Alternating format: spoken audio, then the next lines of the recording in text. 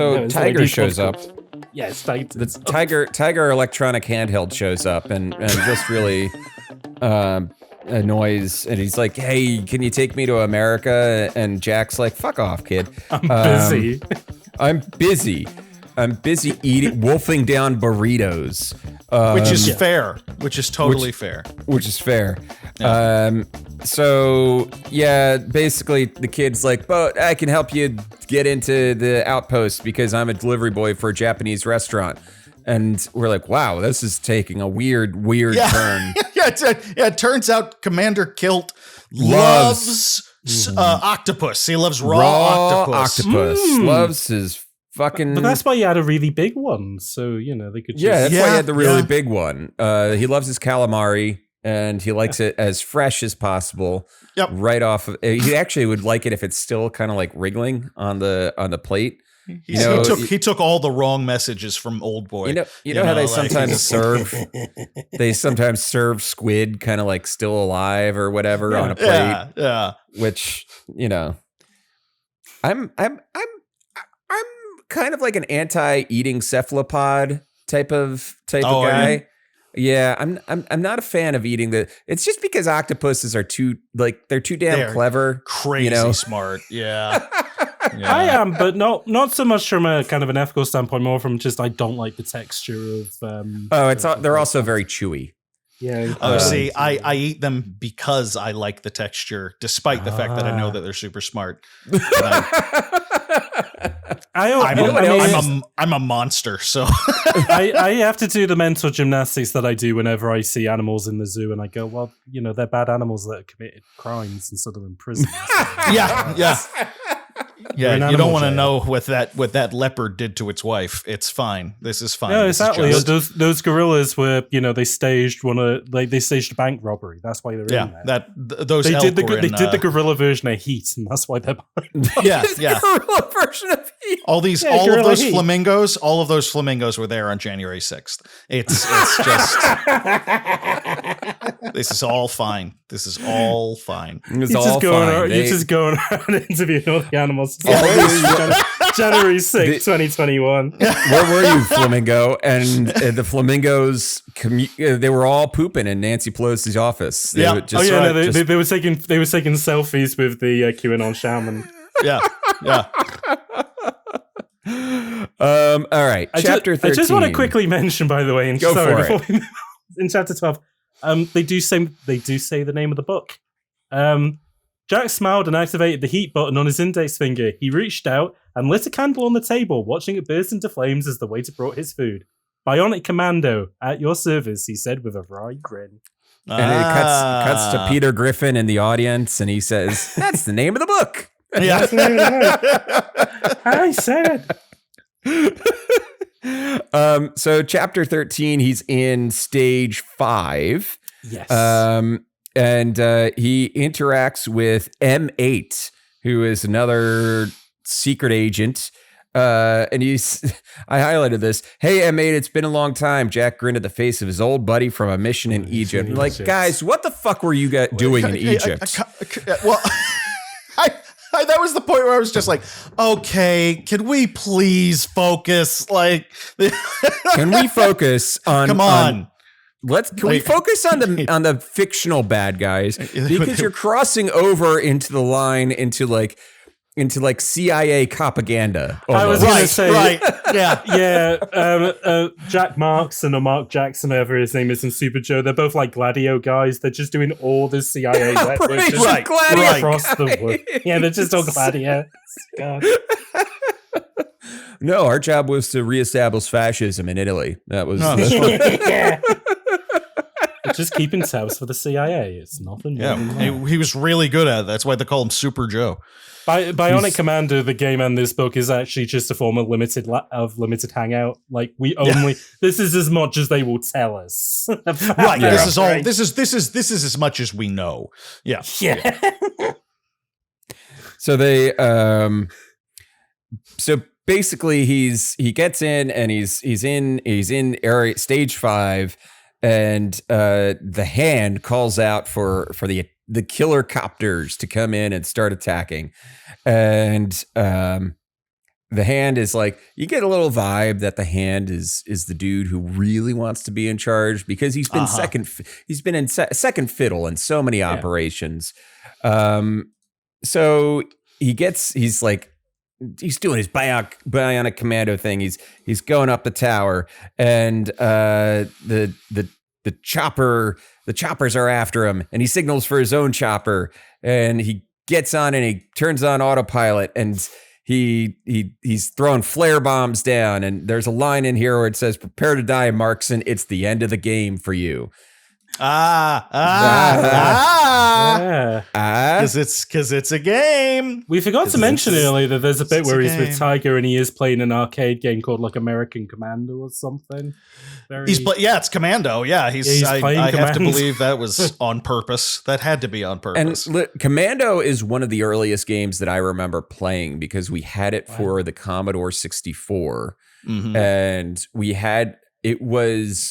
so the Commodore 64 had a cartridge attachment for it. There were cartridge games for the Commodore 64, kind of like Nintendo.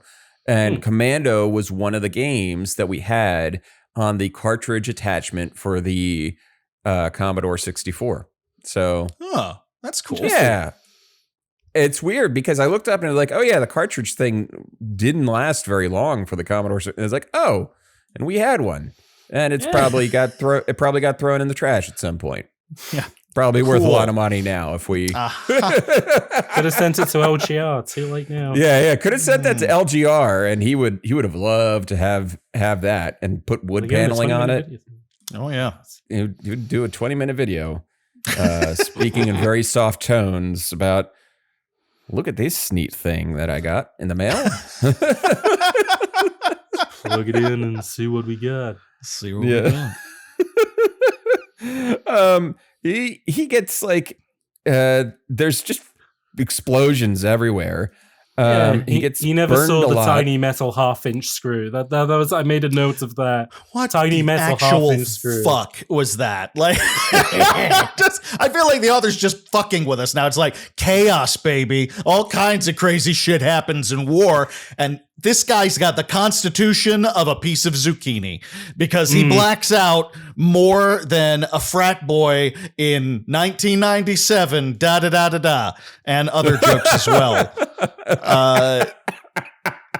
And other jokes as well. This guy's got to get a CAT scan after this is all done because he has blacked out like half a dozen times. Yeah, I was about to say, it's not a bionic army. Like, there's other bionic pieces that he needs after this. Yeah, he doesn't have a bionic skull. So exactly. This guy is going to have like Herschel Walker levels of CTE by the end of...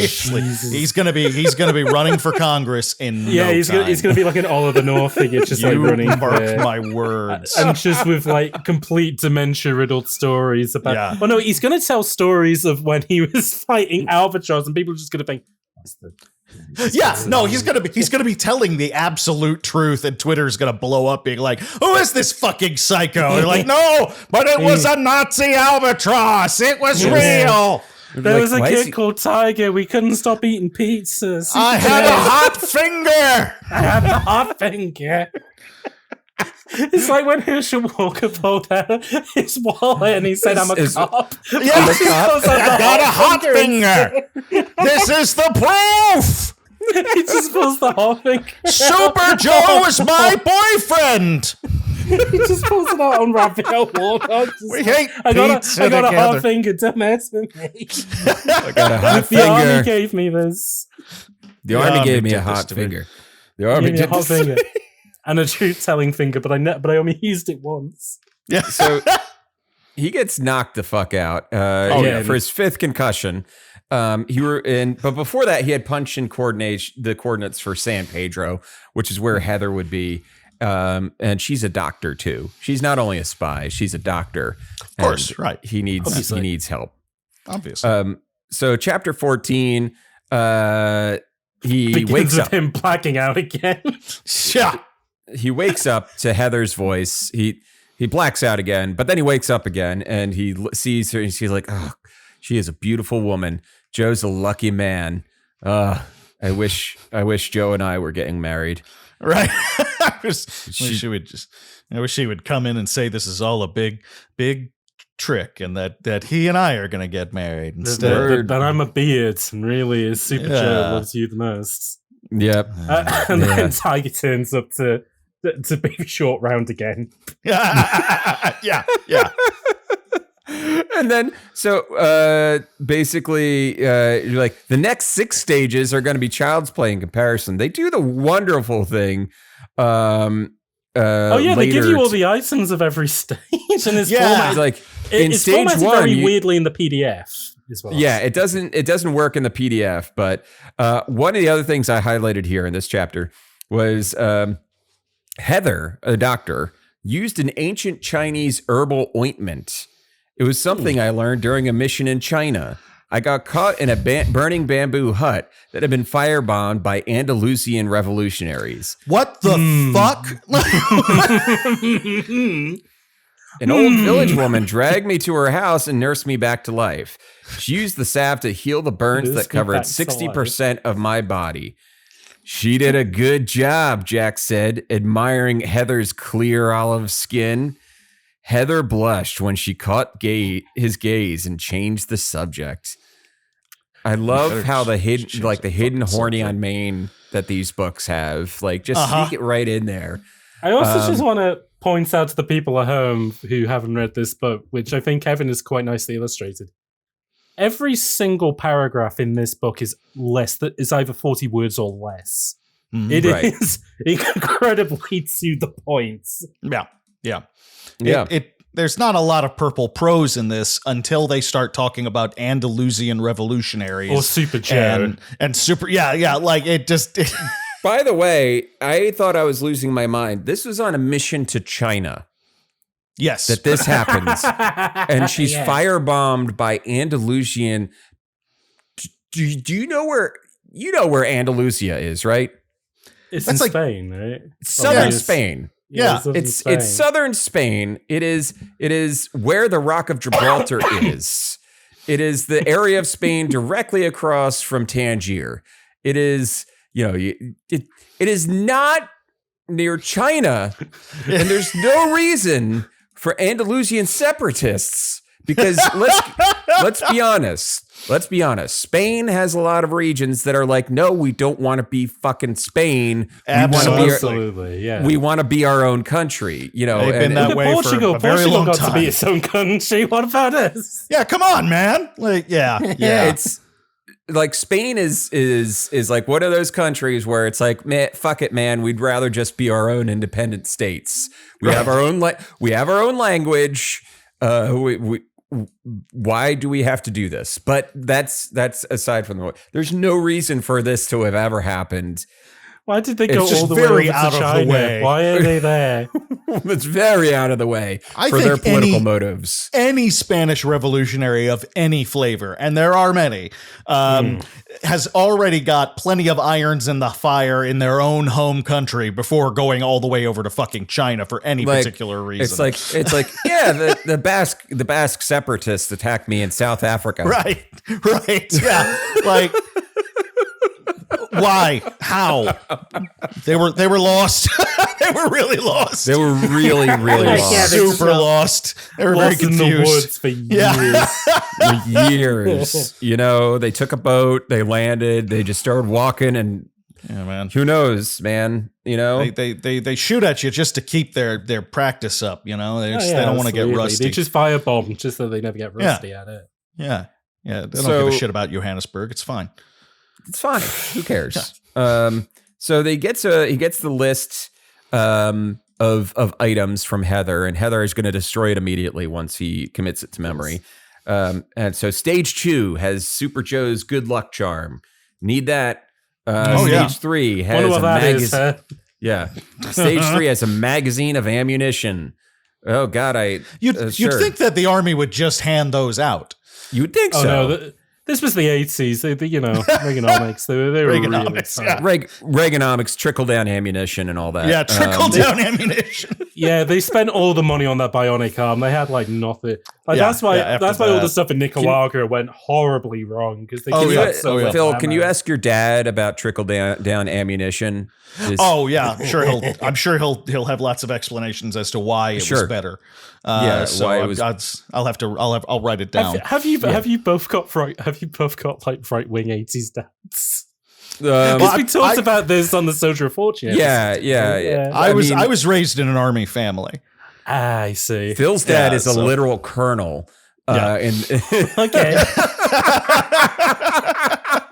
And his I would imagine that a lot of his heyday years were the 80s. Like, I guess so. Busy, man. Yeah.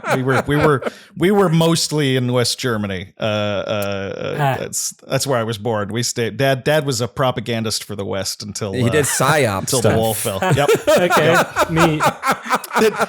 There's a lot about me that makes quite a bit of sense when you think about it. I guess so, yeah. He was a propagandist in Germany until the wall fell. Until the wall fell. Interesting. Yeah. He raised a wine critic theater major son who went on to proudly make a podcast about video game novelizations.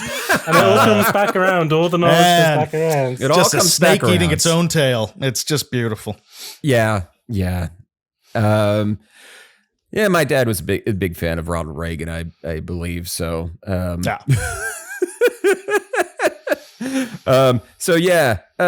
magazine of ammunition, electronic permit for entry, Nice. a helmet, because that wasn't standard issue. Yeah. The ninja iron boots and the blue communicator, and also the 3-way gun. So the famous iron boots of the ninjutsu style of martial arts. Yeah, the ninjutsu style. The one thing that we know about ninjas is that they move very quietly on their feet due to their iron boots. On their iron boots. Yeah, exactly. So and the 3-way gun, which is for Super Joe and Heather and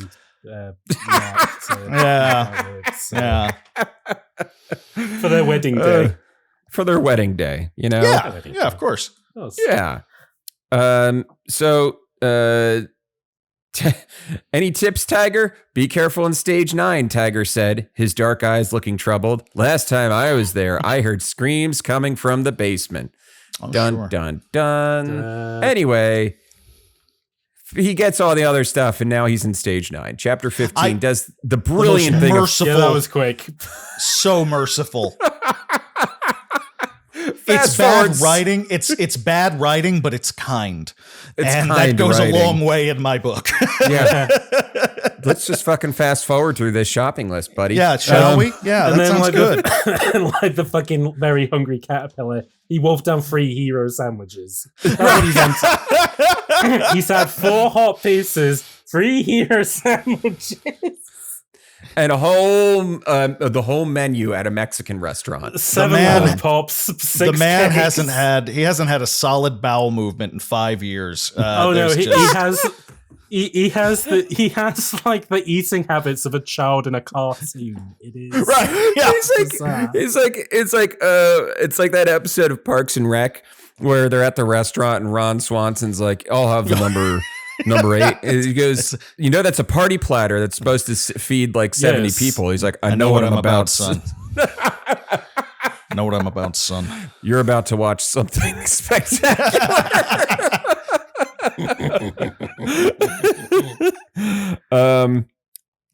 So all right, chapter 15. What the fuck is he doing in chapter 15? All right, he's in stage 9. He's talking to Hal. He's recounting everything that's happened to Hal. And he's like, oh, I'm in stage 9. Maybe Super Joe is here. And Hal's like, yeah, no, he was there 3 hours ago. You just missed him. You just missed him. Exactly. Maybe if you had started with stage 9 instead of doing all the other things first, you would have gotten him. But you didn't, buddy. But you didn't. He falls down a pit because, and it's an evil smelling pit. It's just what he's good at this point. He just loves falling down pits and forgetting to use his bionic arm. Absolutely. And failing at that. Yeah. And from now, after he gets out of that trouble, there's a line that I love. From now on, he had to slow down and think clearly. In stage 9, haste made waste of you. Of you. Of you. We got it. We got it. We got it. What's that line from Spaceballs where the guy is like, it ends the similar way. It's like Pizza the Hut is gonna he's gonna order in for you or something like that. Or, is gonna order out for you. For you. Yeah, that's right. Oh God. Oh my God. There's more fire pits and there's like people down there just like screaming. And is it like literal hell? Is that the thing? Is that it feels that way, doesn't it? It's in San Gerano or wherever they are now. Yeah, that's where hell is. Just hell is literally there. Yeah. Yeah. I'm gonna look up.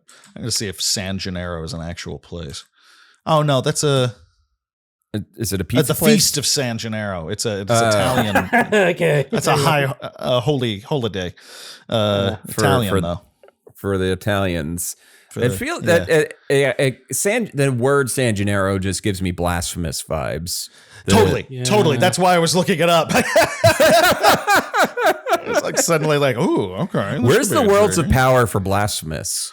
Dude. Ooh. I'd like that. You could have asked Seth to bring it back. That and oh God, I'm just trying to think of like a really dodgy indie game. That he's one of the richest people I've ever spoken to.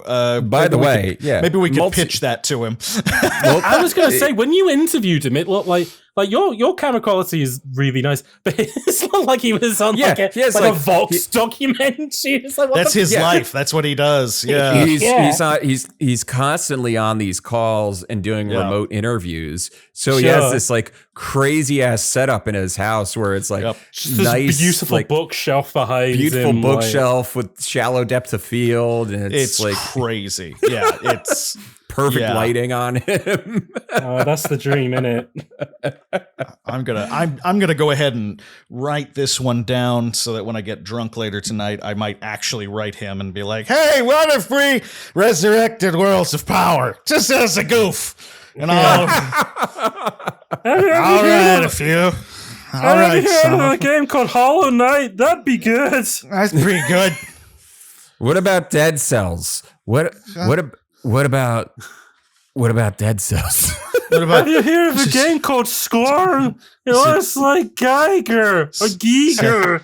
Seth, have you ever heard of A Night in the Woods? I'd do that one. They do Night in the Woods, but they can't the military person who wrote this book to write it. She moved on to stage 6. Wow, gunfire overhead. It made her think of her post-collegiate ennui. And then you get and then you just surprise Scott Benson with it. And you're just like, here you go. There you go. We wrote a Worlds of Power for Night in the Woods. Can we get your I know the upside down tips are like to help you write a video essay about Night in the Woods. You know, 2 of them went to my alma mater.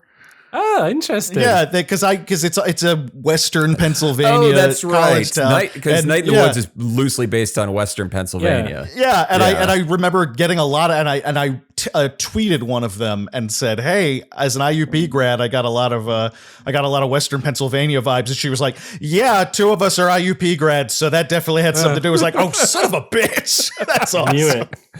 Indiana University of Pennsylvania. Yep, because that's not confusing enough. That's not confusing at all. We had a rival outside of Pittsburgh called California University of Pennsylvania in a small town called California. Yeah. This is a very silly country we live in. Listen, Pennsylvania, as somebody who is from Pennsylvania, and Phil, you've spent many formative years in Pennsylvania. Oh yes, Pennsylvania is a very silly state. Yes, we have a town called Intercourse. Yep. Blue Balls, Pennsylvania. Blue Balls. We have, what's the town that's named after that guy? The Olympic, Jim Thorpe, Pennsylvania. Oh, yeah. That's right. Yeah. I did a lot of Western Pennsylvania. Kevin was Eastern Pennsylvania. So yeah, so we've been around. Jim Thorpe, Pennsylvania, has absolutely zero relation to Jim Thorpe, to the actual Jim Thorpe. They just renamed themselves. The town renamed themselves Jim Thorpe to get tourist dollars to make confuse people, think that Jim Thorpe had something to do with Jim Thorpe, Pennsylvania. It's not like when they rename like an arena like the Crypto.com arena because it has nothing to do with Jim Thorpe. No, nothing to do with him. Absolutely nothing at all. I see that they changed the name to Crypto.com Pennsylvania. Just catch in on that. That's coming. Pets.com Pennsylvania. Towns being sponsored, I believe, is the next hell step in Pennsylvania. They're going to innovate it. They're going to make it happen. There were a lot of problems, obviously, with Fight Club, but I think one of the main things that it absolutely 100% got right was talking about like the galaxies will be named after corporations like Planet Starbucks and shit like that. I'm like, 100%. I don't think you have to be particularly clever to realize that, but you nailed it. You absolutely nailed it. Thanks, Chuck. Thanks, Chuck. Good job, David Fincher. So he talks to the captain again. The captain is like, "Hey, you might be in line for a medal." It's a random. Bad news, though. I thought Albert Shorts is finished. Yeah, that is if you survive. The world-ending thing is built, but don't worry about it. They found Master D. Sauce. Yeah, Master D and the sauce. And we learned that the D is short for his full name is Master Destructo. So. Yeah, which is like that G.I. Joe character. What's his name with Destro. the metal face? Destro. Yeah. Destro. Full name is Adolf Destructo, but the less said about that, the better. He shortens it to Addy Destructo now, just to move on with his life. Folks, if you don't know what that's a reference to at home, the sports brand Adidas is named after its founder Adolf Dassler, who shortened his name to Addy. So Addy Dassler. Yeah, that's great. And Volkswagen. And, Hugo Boss. Don't look in their stuff. And don't Orange look in their Fanta. past. Yeah, don't look back there. The past. Don't ask where Fanta came from. The past is the past, I think we can all agree on that. We can all agree a lot of German companies would rather you not. Yeah. Don't mention the war. Or IBM, for that matter. Anyway. Or NASA. Oh, Brooks God. Brothers. Oh, boy. Brooks Brothers. They got some shady backgrounds. They do. Wasn't that brought up in Behind the Bastards? It sure was. I think so, yeah. Oh yeah. Ugh. Anyway, the hand found Master D, and Jack is maybe in stage 17. But nope. Wait. M8 finds not Jack. Joe has moved to stage 17, and then M8. It's like, wait, by the way, no, that's wrong. He's in stage 7 now. Be like, okay, all right, I'll move. Okay, cool. Jesus. and I'll go back to the overworld map and rock out to that strangely tense theme song that is playing during.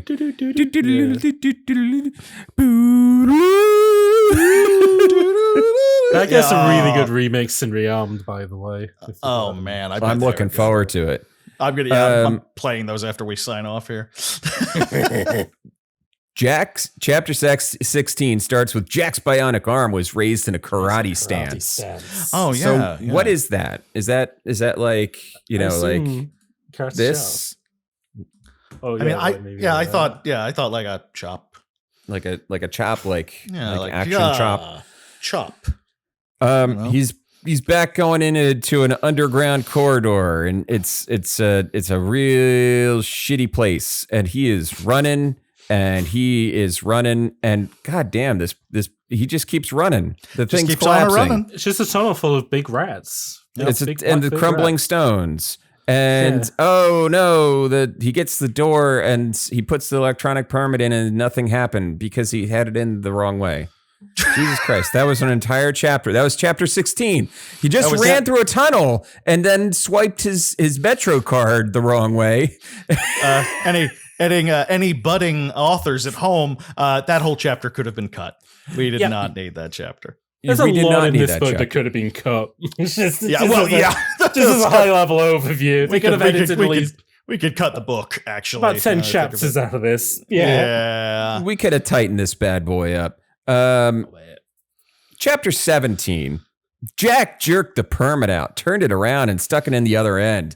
And wouldn't you know it, the goofball just had the swiping thing on the wrong. That's wacky. That is wacky. That is peak.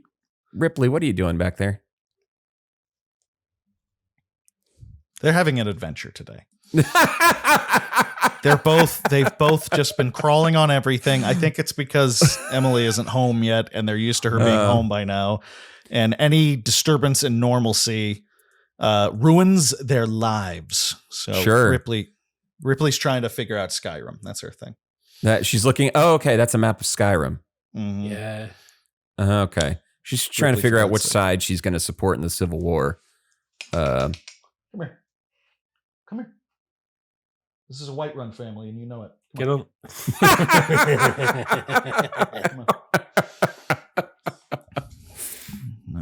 Not any fucking. We're not having any bootlickers in my family. I'm sorry.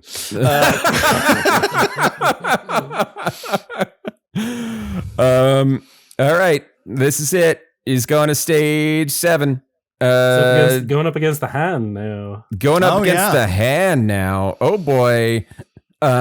He's shooting things. The tank. He's blown up tanks with the 3-way gun because the 3-way gun shoots straight left and right. Oh, and that's important somehow for tanks. Okay. He's don't know what to do about that. Yeah. He's got killer copters. He's talking to Hal. Hal's like, you got to go this way and this way. And then suddenly it's the hand. The hand is booming over a loudspeaker. And he says, "You're a fool, Jack Markson. You're going to die." And a giant robot attacks him. Yeah. Oh, boy. And the robot is really tough. It's a super tough robot. And he only a Bionic Commando could save Super Joe, and he kills the robot by using he uses the electronic the EMF generator on his he uses the could have been cool if Bionic Commando was like a Metroidvania, and he's like you're getting like upgrades to your thing to access certain area. Like you just start out with a grappling hook, but you're like going around to different, but it's not, it never was. And this was not in the game. No. There was almost nothing in this book that was in the game. There was almost nothing other than mostly just the guns, and they don't know how to make the guns exciting. Yeah. So he finds his boyfriend. Super Joe jumps up in Super surprise. Joe. Yeah. Kilt told me you were dead. His face was covered with bruises, but he was smiling when he saw Jack. Yeah, Kilt told me he said, his voice shaky with emotion. I'm as alive as you are, Joe. Looks like we're a team again. That is. Joe punched him on the shoulder and started to laugh. Looks like I owe you one now. And they've been keeping score forever. Sure. Aren't we all? So they recap everything that's happened. He talks about how he lost his arm in Buenos Aires, really relaying that pipe. And so you're the Bionic Commando. Kilt has been going nuts about you. Jack laughed and raised his bionic arm in a fist. I thought Kilt was already nuts, he said. He's a dangerous nut, Jack. Like peanuts if you're allergic. Like peanuts if you're like a Brazil nut, like Brazil nuts. Like a lot of people are allergic to Brazil nuts and they don't realize it. And he's like a Brazil nut. Yeah. Surprisingly dangerous. It's just that classic, you got Thomas Pynchon, you got Kurt Vonnegut, and you got Judith Brower whatever her name is, right? Stamper. All classic writers. Classic. This is that naturalistic dialogue you just want. Like, It's what put her on the map. Absolutely. Totally. Yeah, she wrote Glenn Ross after this, I believe. She went on in collaboration with somebody else. But yeah. You punched up a lot of David Mamet's work after that. She actually put the line in that coffee is for closers. Of course. That was her line. It was all JB.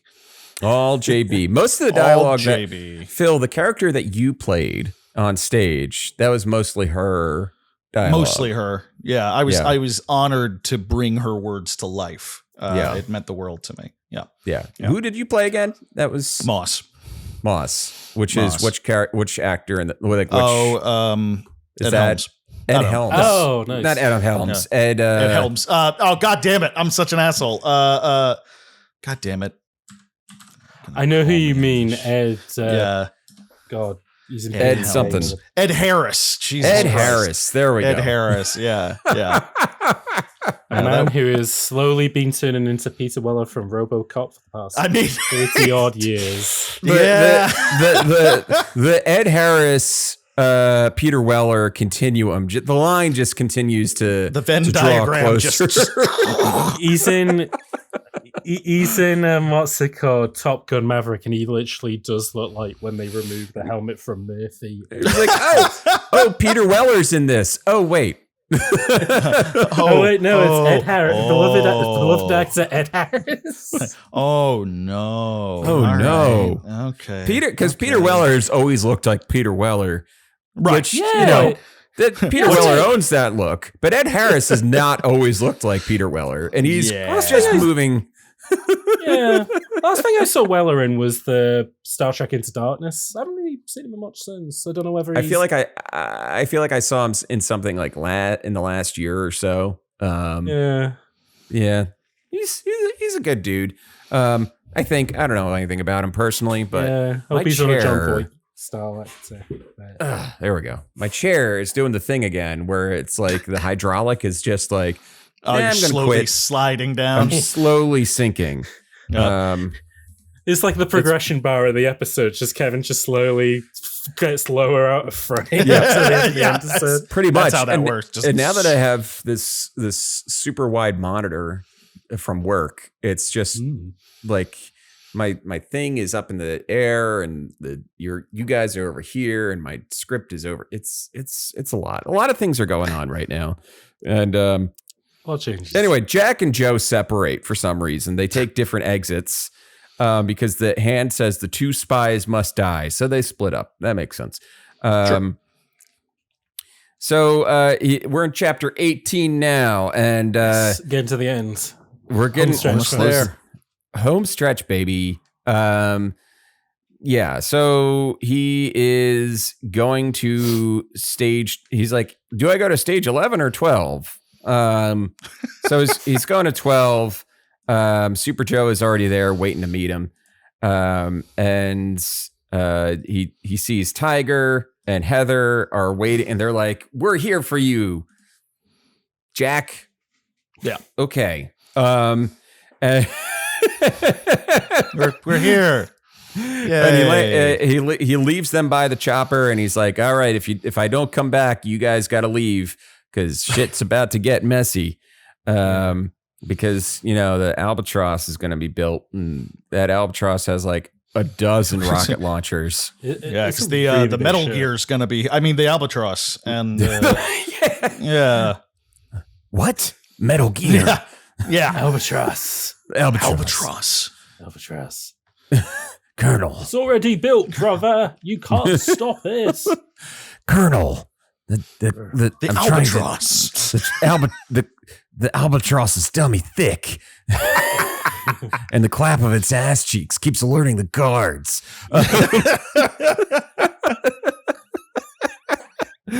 Oh, God. Jack has ninja powers, which none of us knew about. Yeah, they introduced those. Come on. I think we all knew deep down inside of us that he had ninja powers. Let's not act like that's surprised. Come on. He didn't end up using them to stop those shurikens earlier, but he did. No, that was a choice. That was a choice because he's a man of honor. If you he's a man of honor. He needs to. He must be assaulted first before he even thinks about shooting his gun. And then he kicks down a door like it was a piece of bamboo. Right. Beaten about the face and neck. So he's running through this corridors. He's like, Hal, have you heard from Joe? And Hal's like, no, he's probably captured again. You dumbasses. He can't stop getting captured. He ends up getting captured again because Super Joe is actually not that super. Let's be honest. It turns out it's more of an ironic name. Yeah, it's a very ironic name. No one can forget about the time that he cried when they started calling him Mediocre Joe, and so to make him feel better. Yeah. So he runs into the hand at the end of chapter 18, and then chapter 19 continues on with a discussion of the hand. And he's like, we're gonna win the hand. And the hand's like, I'll get you, Gadget. Yeah. Next time, Gadget. Next time. So he basically figures out that he's gotta destroy the albatross. And the albatross is a big old ship. It's got a lot of rockets. And you got a big plane. Yeah. And he keeps like shooting the individual like rocket launchers, and he's like, "This is gonna take forever." Oh God! I don't know why he turned into Mike Birbiglia for a minute. Oh man! He turned into Prince Pratt from. Oh God! Jeez! Oh. The albatross is a giant flying submarine, like just like in real life. Just the most like in aerodynamic shape. This was what what was the thing that God, who's the guy in the Aviator? Howard Hughes. Yeah, was that what Howard Hughes was building? That's what the Spruce Goose was. It's basically the Spruce Goose. Yeah, it was just a flying submarine. His flying folly. But it has machine guns and rocket launchers and will destroy the world. Yeah, just like the Spruce Goose. Yeah, cool. Just like the Spruce Goose. Yeah, that was the whole idea, as I recall. Yeah, just as he was planning.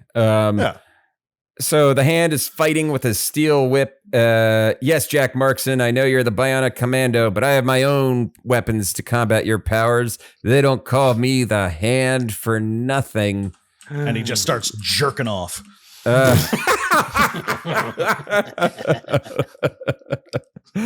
and Techno blast like of the albatross. The hand's whip destroys the hot finger. Oh God, the hot finger, the thing he used the most in this goddamn story, aside from, I mean, probably more than the grappling hook. Probably the way it's written. Probably, yeah. Yeah, I think so. His hot finger, his hot, sexy finger, has been destroyed.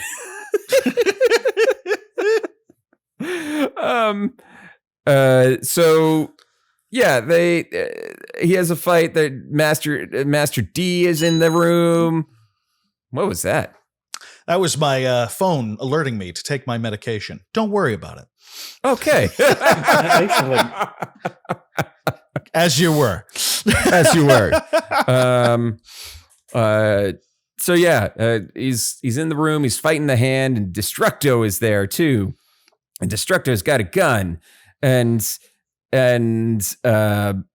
Jack tries to like make a deal with the hand at some point. He's like, I'll rat out all the double agents if you tell me where Super Joe is, because that's a lot of love. He's right really there. Important. Like I will be a traitor to country for Super Joe. My love for him knows no bounds. I mean, I think we all get it. I think we've been there. Yeah, we all get it. Mm-hmm. So Master D is like, no, I am the real one in charge. And the hand's like, but I wanted to be in charge. God damn it. The albatross begins its attack. Chapter 20. Jack is destroying the rockets on the albatross. And 2 down, Jack says to himself, 100 to go. Yeah. What a reaffirming action line that is. Maybe don't remind your audience about how tedious this is going to be. Yeah. So it takes him a really long time to figure out that he just has to shoot the power source for the Albatross, but he does, and he destroys it. I mean, that's the best summary for it. So that's it. Yeah, That's that. that's it. Albatross is destroyed. His hand is dead. Kilt and Destructo are getting away. And you gotta deal with that. And Jack's like, I'm out of ammo. And Hal's like, get the bazooka. I threw it down so you can deal with Nemesis. I mean Tyrant. I mean the helicopter. Right. It goes. It is a Capcom game. Yep, it is a Capcom game. You can't end a Capcom game without Deus Ex rocket launcher. There are a few little giveaways. Let's just. That's where the Resident Evil guy got the idea from. He read this book. And he said, I got it. Yeah. It's the same guy, Yeah, exactly. And you do. Oh, there's a reference to the carp conspiracy. I don't know. It's like they just dropped in there. You remembered how being decorated for the kids, for the people who, for the real heads reading for the real heads, Power Bionic Commando, who are really interested in the lore of Hal, the guy on the phone, who is real military conspiracy experts. Yeah. Oh, absolutely. Hal is basically the Master Miller of this book, right? He's the Master Miller equivalent. So he gets the rocket launcher. He goes and he does the thing. And in the game, what you do is you jump off the platform and you shoot the rocket, and it hits the cockpit, and it hits Kilt in the head, and you get a frame by frame animation of the guy's head exploding and the eyeball flying off into the distance. It is graphic. It is graphic for an NES game. What's even better though is that in the Japanese version, Kilt is Adolf Hitler. So yes, it is Adolf Hitler's face represented as in high detail as the NES could handle, exploding like fucking. No, Master D is. Master D. Yeah. But for God's sakes, get it right. But get your Hitler amalgams right. You do see his head exploding. You do. Gory detail is very good. Oh man, I remember that. I remember being a kid and having that happen for the first time and having a distinct feeling of was I supposed to see that? The NES.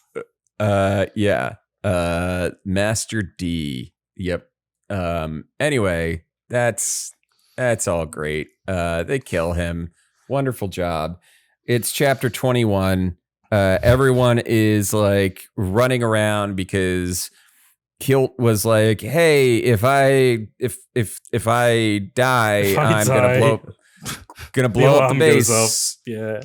You got 60 seconds to make peace with death, people, comrades. We're going through death's door together. So there's a countdown. Jack has to run around to the base. He gets out, and then they're like, wait, you got to go rescue Super Joe. He's over there. And they're like, fuck. And he runs back into the base, and he goes and he gets Super Joe, and then he runs back out.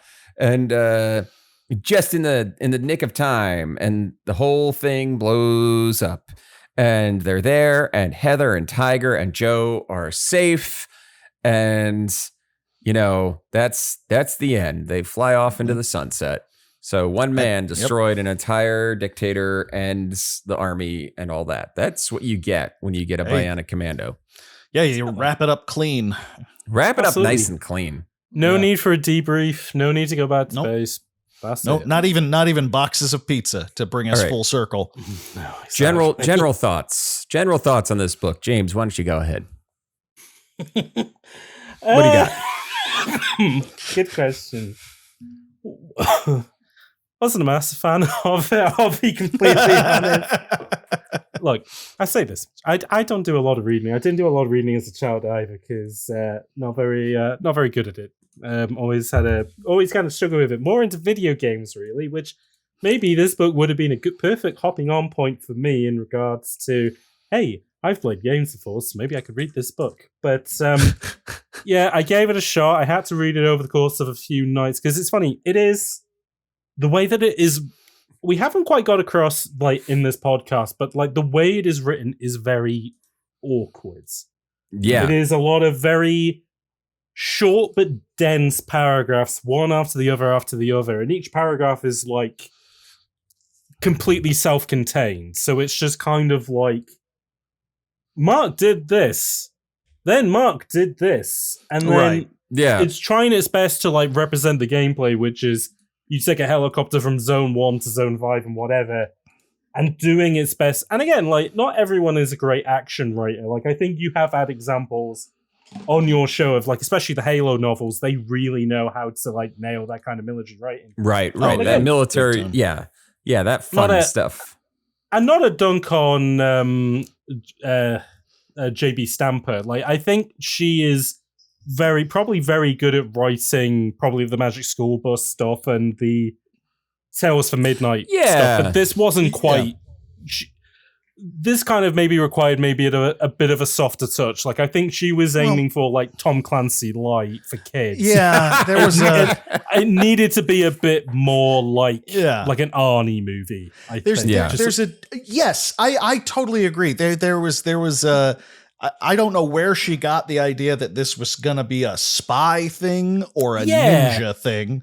When it takes 10 minutes of that game to go, this is a military thing. This is army, boots on the ground with a grappling hook, basically. Yeah. So I don't know where that came from.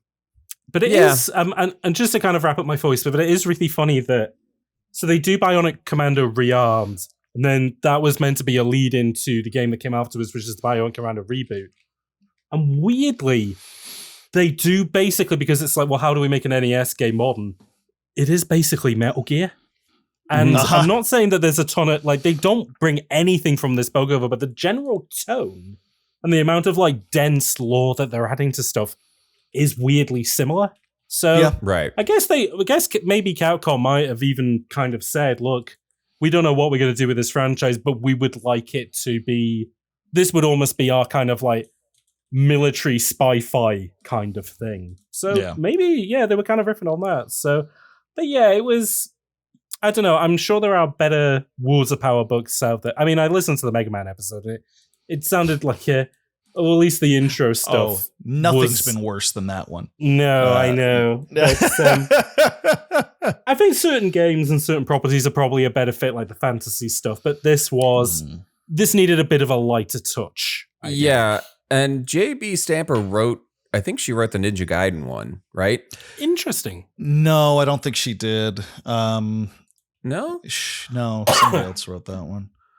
Ninja Gaiden. It came up when I Google searched her, but I don't know what that had anything to do with it. It was written by somebody else. Okay. But yeah, those are my thoughts on Worlds of Power, Bionic Commando. AL Singer. Sorry. Yeah. AL Singer. Another initial person. Yeah. R.L. Stein. R.L. Stein. Yeah. Keith R.A. D. Candido. J.D. Salinger. Yeah, JD R.A. Salvatore. All those fun. All those the fun folks. So Phil, what do you think? What's your take? I also didn't like it. Having said that, it might be the best Worlds of Power book we've read. So far.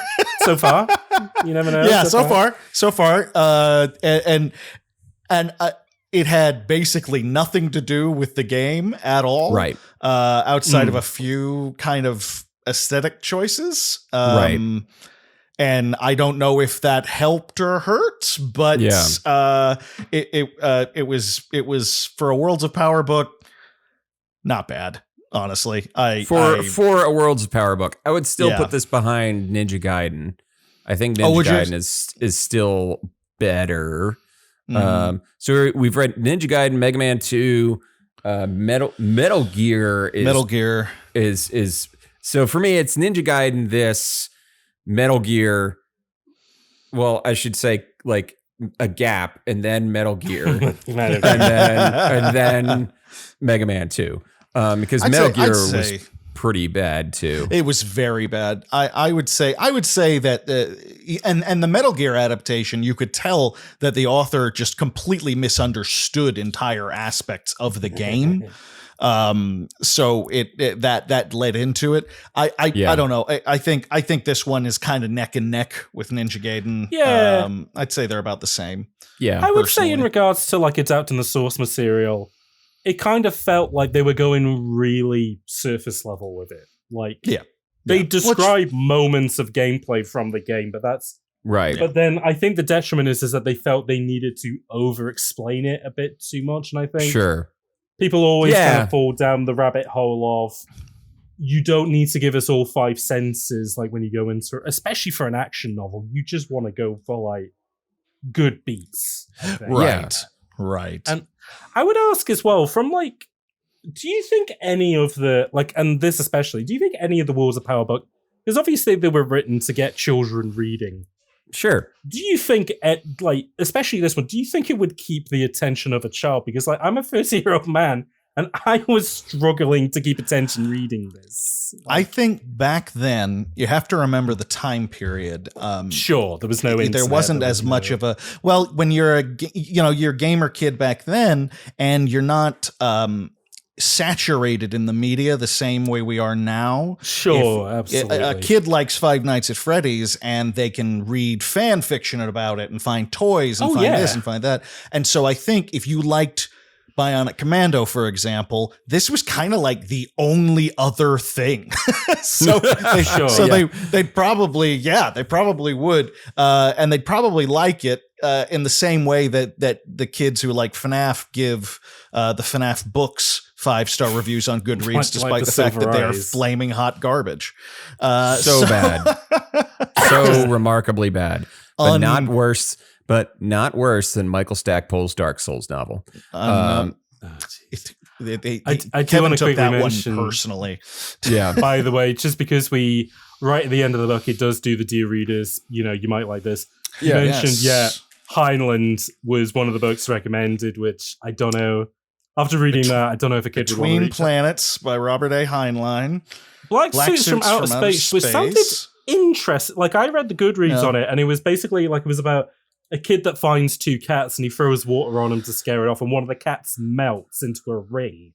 And that sends them off on a really weird adventure where they discover like these aliens that pose as men in black suits. And it's like, okay, I can sort of see that like is pretty cool, actually. That's a cool idea. Like a weird kid's sort of like, not like kind of adventure with a weird dark twist.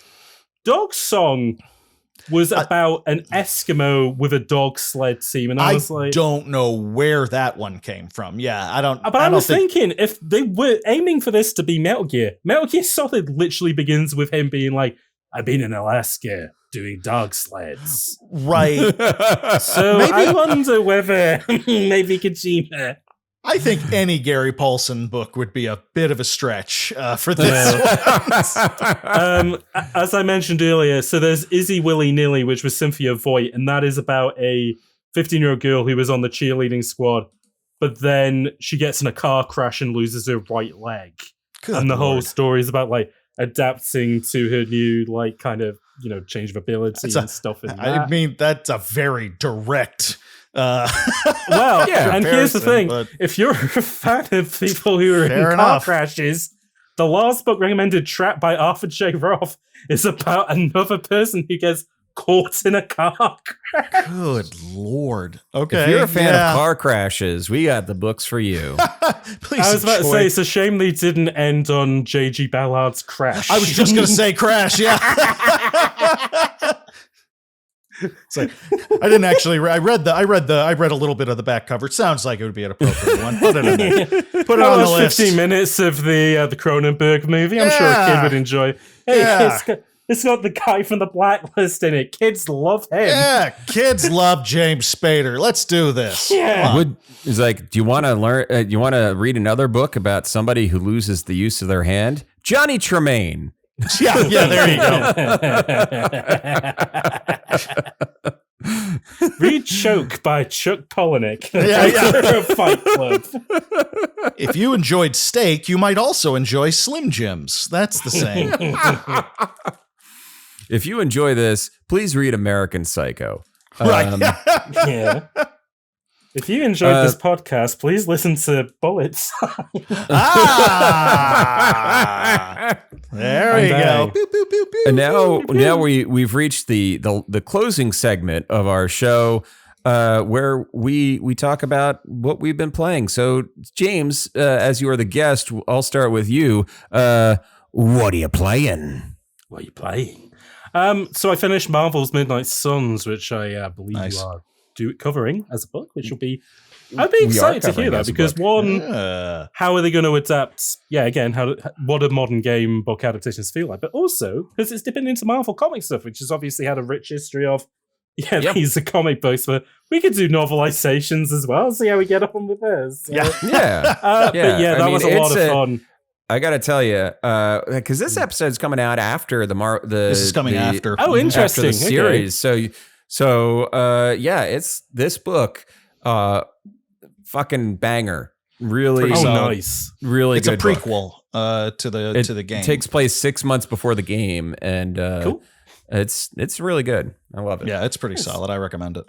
But other than that, I did play 3 Bionic Commando games to get myself up to speed. Yeah, sure. I mean, one of them could become an episode of Bullet Time at some point because Rearmed is really neat, but it's been like 10 years since it's come out, and it is like better indie games have since come out. It's like there's places polished, but like the soundtrack in that game is so fantastic. To fact that reboot though, which is like a third-person adventure, it is bizarre, but it is really interesting. It stars and all the scores it has. It's kind of prime fodder for Bullet. Oh yeah, Time no, stuff. it is a 7 out of 10. Like ultimate, but it has Steve Bloom. It has Steve Bloom as Super Joe. Oh, that's awesome. So it has Steve Bloom, who is also he's Wolverine Captain America. He's Captain America. Steve Bloom is Brian Bloom is Captain America. Brian Bloom. PJ Blazkowicz. Oh, okay. Yeah. I got the Blooms but Steve mixed up. Bloom is Wolverine because Steve Bloom is always Wolverine in every adaptation. Yeah. Okay. Like Bub. He is Super Joe. Meanwhile, Rad Spencer, who they have given white guy dreads for some weird reason, his voice so awful. Is disgusting. He is voiced by Mike Patton, the lead singer of Faith No More. What the fuck? Yeah. He does a lot, and he does a lot of screaming in the game. It is, again, the game is a fucking vibe. There is a lot of weird choices. That's truly bizarre. That is truly bizarre. But it's awesome. It's a classic B tier game. But so that's what I've been playing at the moment. Nice. Phil, what are you playing?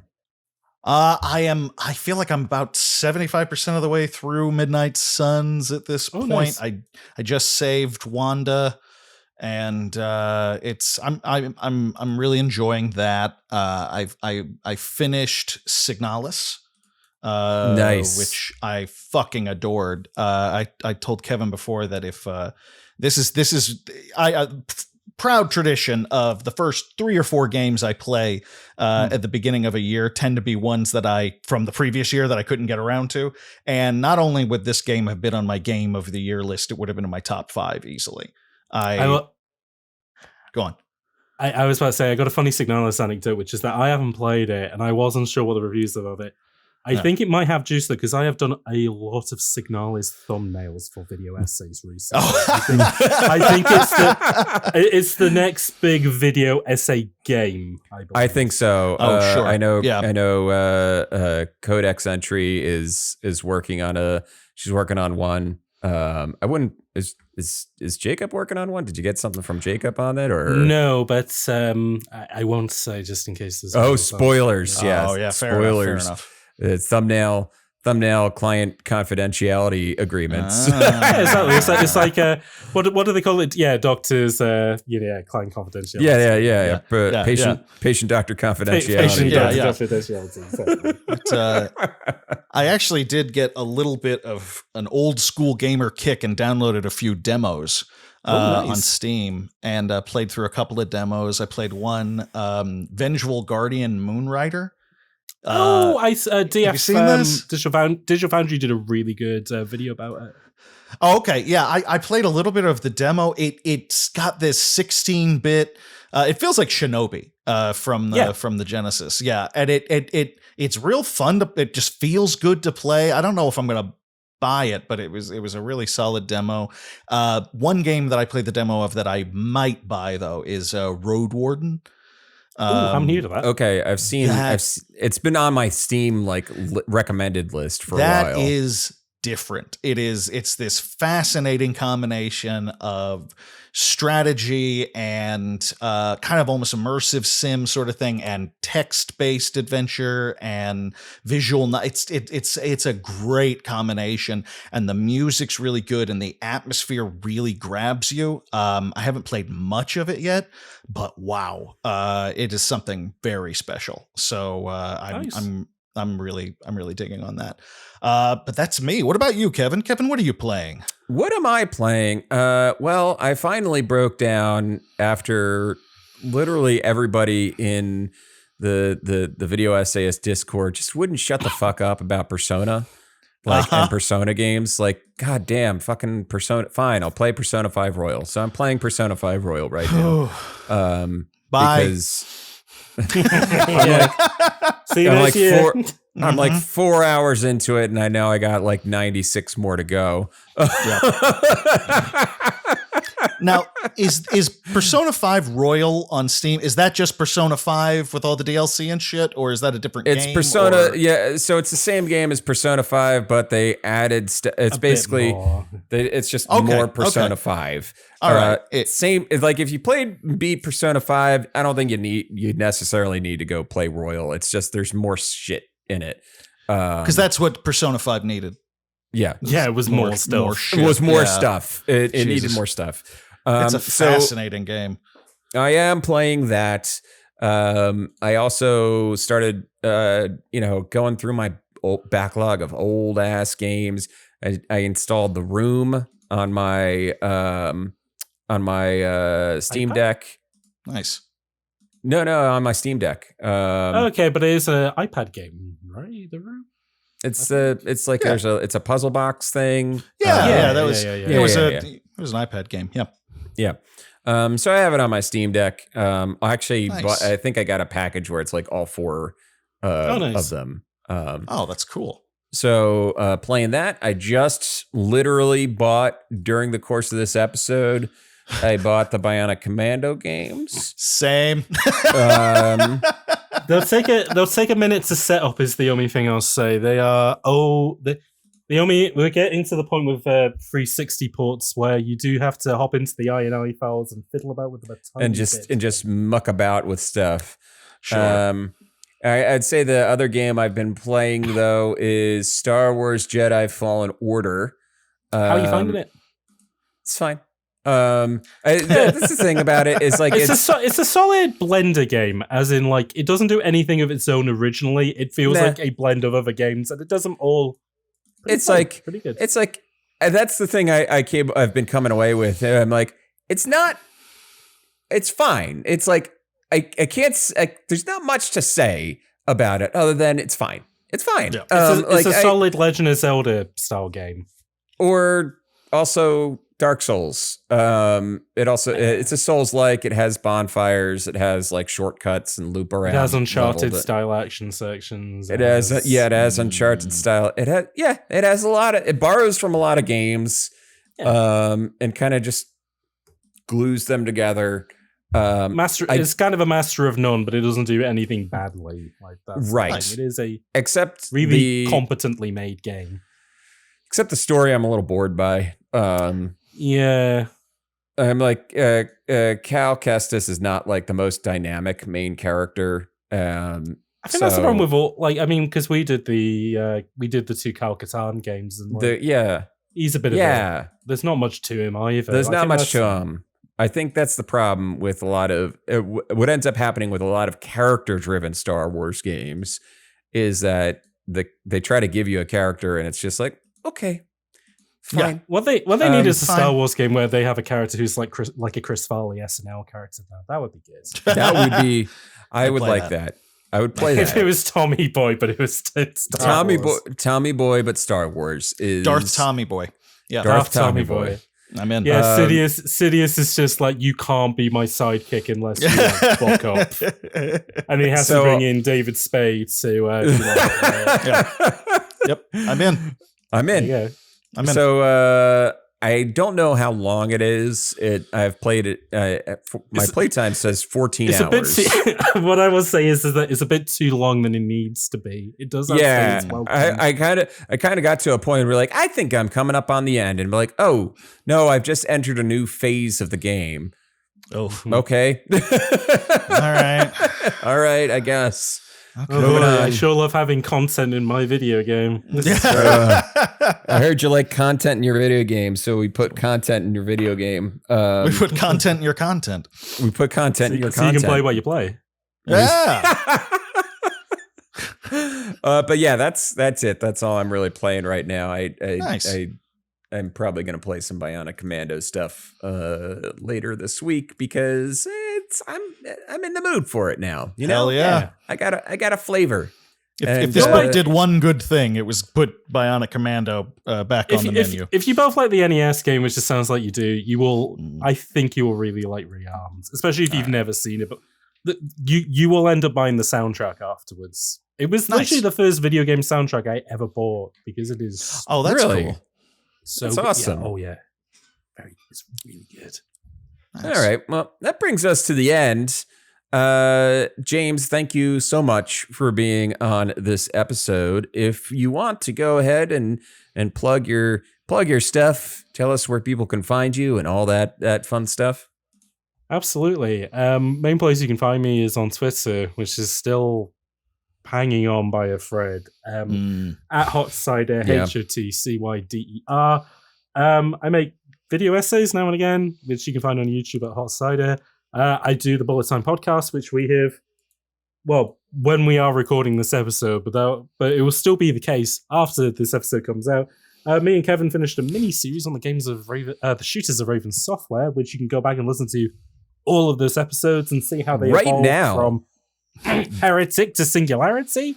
Really interesting. We had guests like Jessica Archer on, Jacob Geller, I Am Era, guests that have been on this podcast, guests that maybe on this podcast at some point, which was very exciting stuff. And so that's what I'm up to. And Quest and Show may come back at some point this year as well, but nothing. Oh, that would be great. That would be great. Phil and I do want to, play our characters. Your castle assassins. Yeah, exactly. All right. Well, thanks for coming on. If you out there in the wide world of podcast listeners want to help us out, please follow us on Twitter and Instagram at PixelitPod. Go to our website, pixelitpod.com, and sign up for our newsletter where I occasionally put out an episode like a couple days early. If you're on the newsletter, you get it a few days early, and that's a neat little thing. We'll also be using the newsletter to communicate other things like when Phil's short stories are available to buy and be published and all that stuff, because that's happening. Because it's happening, baby. It's happening, baby. Phil's tricking people into buying my words. It's beautiful. Phil's a goddamn writer and a good one. Yeah. Thank you. Good pitch. If he's doing a dance, if you're just listening now, he's just doing a little happy boy dance. That's me. Anyway, happy boy. He's doing his Tom York dance, who we were talking about. Yeah, it's the only dance I have any business doing, really. So and check us out on YouTube where we have the video versions. YouTube.com/@PixelitPod or @Pixelit. I don't know. Just put one of them down. You'll find us. You'll find us. Anyway, that'll do it for tonight's episode. Have a good night, everybody. Good night. Hi, everybody.